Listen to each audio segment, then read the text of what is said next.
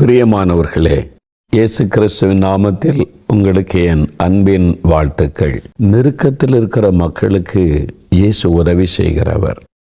பாருங்களேன், 118ஆம் சங்கீதத்தில் 5வது வசனத்தில் ஒரு பக்தன் இப்படி சொல்லுகிறார்: நெருக்கத்திலிருந்து கர்த்தரை நோக்கி கூப்பிட்டேன், கர்த்தர் என்னை கேட்டருளி விசாலத்திலே வைத்தார். இன்றைக்கு ஒரு நெருக்கமான சூழ்நிலையில் நீங்கள் இருக்கலாம். கடன் பிரச்சனையின் நெருக்கம், வறுமையினாலே உண்டான நெருக்கம், குடும்பத்தில் உள்ள பிரச்சனையினால உண்டான நெருக்கம், பொல்லாத மனிதர்களால் உண்டாகிற நெருக்கம், இப்படி ஏதோ ஒரு காரியத்தில் உடைய மனதெல்லாம் நொறுங்கி நெருக்கப்பட்ட சூழ்நிலையில் நீங்கள் கலங்கி கொண்டிருக்கலாம். யார் எனக்கு உதவி செய்வாங்க? யார்கிட்ட நான் போவேன்? ஒரு அனாதை போல் ஆகிவிட்டேனே நீ கலங்கி நிற்கலாம்.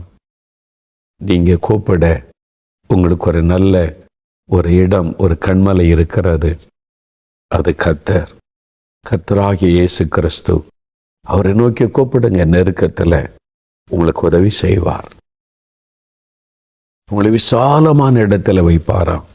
உங்களை மேன்மைப்படுத்துவாராம். அநேக ஆண்டுகளுக்கு முன்னால நடந்த ஒரு சம்பவம் எனக்கு ஞாபகத்தில் வருகிறது. நான் சென்னையில் அப்பொழுது இருந்தேன். ஒரு வாலிபனை அடிக்கடி சந்திக்க நேர்ந்தது. அந்த வாலிபன் எப்பவும் துக்க முகத்தோடு இருப்பான். பேசினாலும் சந்தோஷமாய் பேச மாட்டான், சிரிக்க மாட்டான். எப்பவும் துக்கமாகவே அவனுடைய முகத்தில் அந்த துக்கம் தெரியும். சில நாட்கள் நான் அவனை கவனித்தேன். அதனால் அந்த வாலிபனோடு பேச வேண்டும் என்று என் உள்ளத்திலே ஒரு தூண்டுதல் உண்டானது. ஆண்டவர் அந்த தூண்டுதலை கொடுத்தார் என்று நான் விசுவாசிக்கிறேன். அந்த தம்பியை நான் அழைத்து கொண்டு போய், உங்களோடு நான் கொஞ்ச நேரம் பேசணும், சரியா என்று கேட்ட உடனே, என்ன விஷயம் என்று கேட்டார். நீங்கள் எப்பவும் துக்கமாக இருக்கிறீங்க, ஏதோ ஒரு பிரச்சனை உங்களை அழித்துக்கிட்டே இருக்குது, உங்களை சந்தோஷமாகவே நான் பார்க்கல, சில நாளாக கவனிக்கிறேன். உங்கள் பிரச்சனை என்னன்னு சொன்னால் என்னால் முடிந்த உதவியை நான் செய்கிறேன், உங்களுக்காக நான் ஜெபம் பண்ண முடியும் என்பதாய் கேட்டேன். அப்போ அவனுடைய கண்ணிலிருந்து கண்ணீர் வடிய ஆரம்பித்தது. அந்த வாலிபன் சொன்னான், நான் பல மாதங்களாக துக்கத்திலே வாழ்ந்து கொண்டிருக்கிறேன், ரொம்ப நெருக்கத்தில் வாழ்ந்து கொண்டிருக்கிறேன். யாருமே என்னை இப்படி அன்பை விசாரித்தது இல்லை, அதனால உங்ககிட்ட சொல்லுகிறேன் என்று அழ ஆரம்பித்தான். அவன் சொன்னான், நான் ஒரு தொழில் கல்வி படித்து முடிச்சிட்டேன், எனக்கு ஒரு நல்ல வேலை கிடைக்கும்னு எதிர்பார்த்தால் டெம்பரவரியாக ஒரு வேலை கிடைச்சிருக்குது, கொஞ்சம் சம்பளம் தான் வருது. அதை வைத்து கொண்டு வீட்டு வாடகை கொடுக்கணும், கரண்ட் பில்லு கட்டணும், என்னுடைய தனித்தனி தேவையை சந்திக்கணும், சாப்பிடணும். ஆனால் வருகிற சம்பளத்தை வச்சு ஒரு மாதம் முழுவதும் 3 வேளை என்னால் சாப்பிட முடிவதில்லை.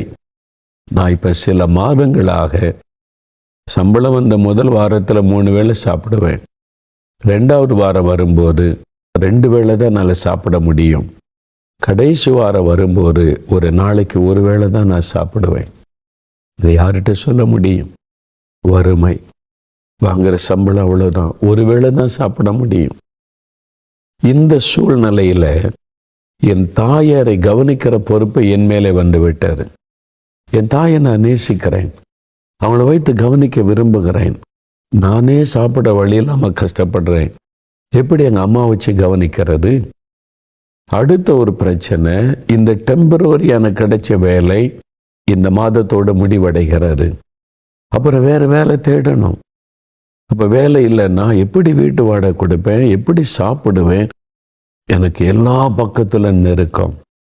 எங்கள் சொந்தக்காரங்க நல்ல பதவியில் இருக்கிறாங்க, அவங்க வீட்டுக்கெல்லாம் போனேன், 2-3 பேர் நல்ல வசதியாக இருக்கிறாங்க, என் கஷ்டத்தெல்லாம் சொல்லி எனக்கு ஒரு நல்ல வேலை கிடைக்க ஹெல்ப் பண்ணுங்கன்னு கேட்டேன். ஒருவர் எனக்கு உதவி செய்ய முன் வரலை, என் அன்பா விசாரிக்க கூட மாட்டாங்க. அதனால் எல்லாராலும் நான் கைவிடப்பட்டுட்டேன், ஒரு அனாதை போல் இருக்கிறேன். நாளை தினம் எனக்கு ஒரு பெரிய கேள்விக்குறியாக இருக்குது. எல்லா பக்கத்திலும் நெருக்கம். நான் ஏன் உலகத்தில் வாழணும்? ஒரு அனாதை போல நான் இந்த உலகத்தில் நடந்து கொண்டிருக்கிறேன்னு சொல்லி அவன் அழுதான். என்னுடைய எதிர்காலமே எனக்கு கேள்விக்குறியாயிருக்கிறது. நான் அவனை பார்த்து சொன்னேன், தம்பி, உங்களை நேசிக்க, உங்களுக்கு உதவி செய்ய, இந்த நெருக்கத்திலிருந்து உங்களை விடுதலையாக்க ஒருவர் இருக்கிறார். அவர் உங்களுக்கு உதவி செய்வார். இயேசு. அவர் உங்களுக்காக சிலுவையிலே நெருக்கப்படுவதற்கு தன்னை ஒப்பு கொடுத்தார்.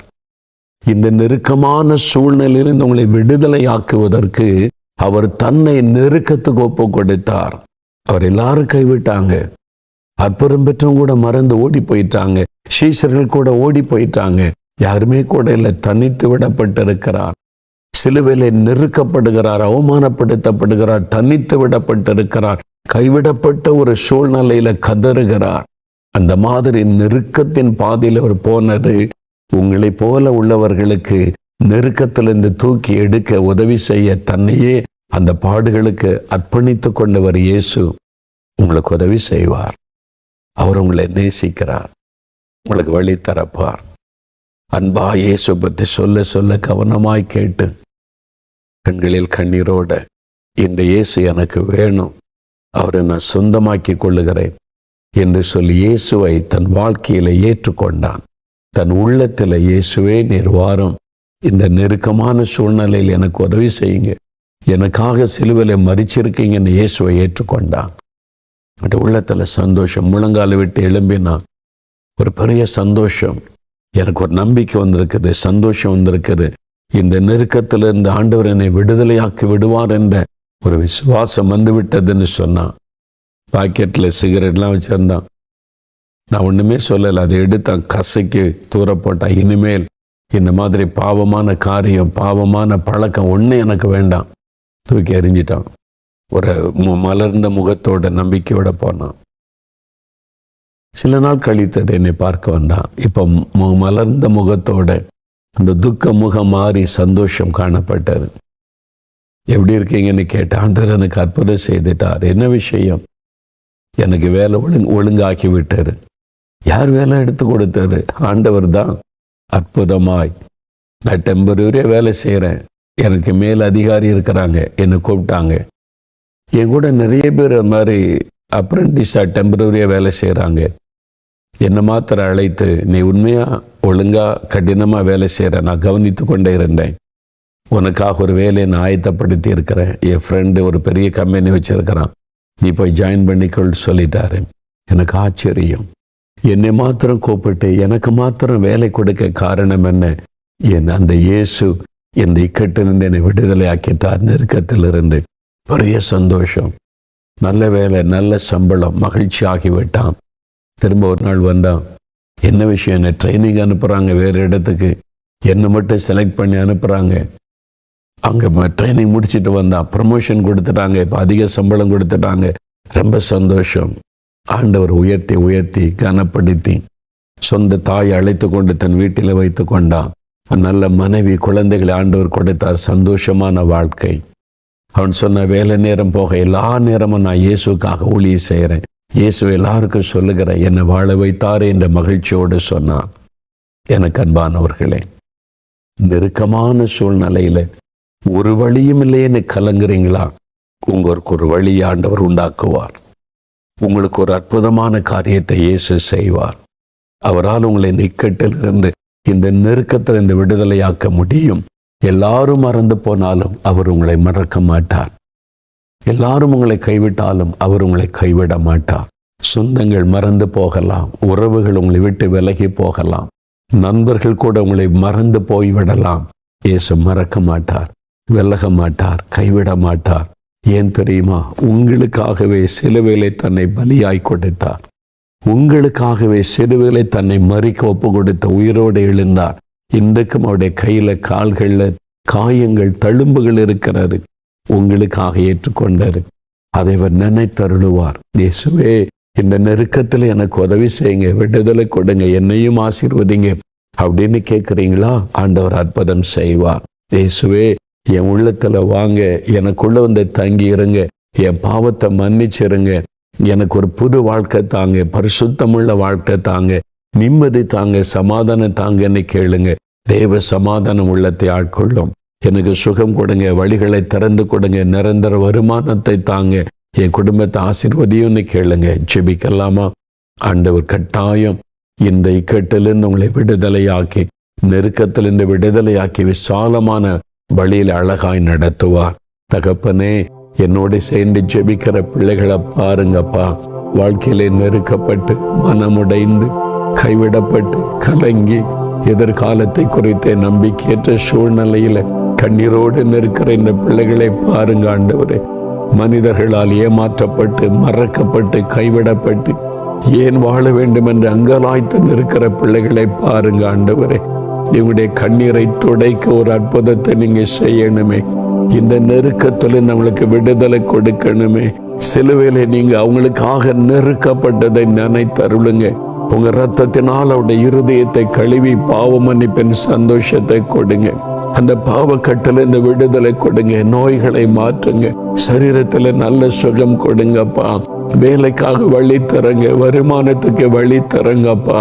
வழி இல்லாத இடத்துல வழி திறக்கிற தேவன் இந்த இக்கட்டான நேரத்துல இந்த பிள்ளைகளுக்கு ஒரு வழியை உண்டாக்கி கொடுங்க. தேவைகளை சந்திங்கப்பா. காரியங்களை வாய்க்க பண்ணுங்கப்பா. அவருடைய கடன் பிரச்சனையை மாற்றுங்கப்பா. பண தேவைகளை சந்திங்க ஆண்டவரே.